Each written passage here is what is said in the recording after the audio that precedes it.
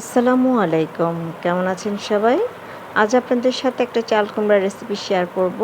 প্রথমে আমি পাতিলে তেল দিয়ে তাতে আমি সাদা সর্ষে ফোড়ন দিয়ে দিলাম। আর এখন দিয়ে দিচ্ছি পেঁয়াজ বাটা।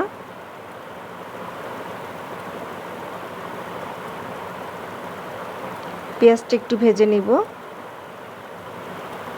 দিয়ে দিচ্ছি হলুদের গুঁড়া,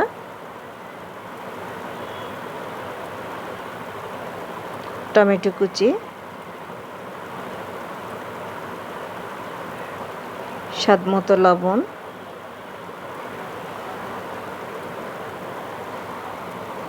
আর দিয়ে দিলাম কিছু কাঁচামরিচ। আর এখন দিয়ে দিচ্ছি পাতলা পাতলা করে কেটে রাখা চাল কুমড়া। চাল কুমড়াটা আমি একটু কষিয়ে নিব।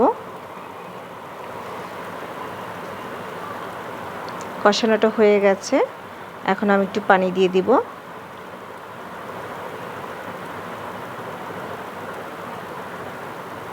দিয়ে দিচ্ছি ম্যাগি মশলা,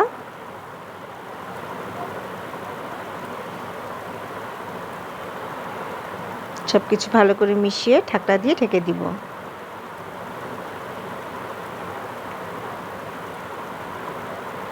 চাল কুমড়াটা পুরোপুরি সিদ্ধ হয় নাই, কিছুটা বাকি আছে, তাই আবারও ঢাকনা দিয়ে ঢেকে দিলাম। আমার চাল কুমড়া রান্নাটা হয়ে গেছে।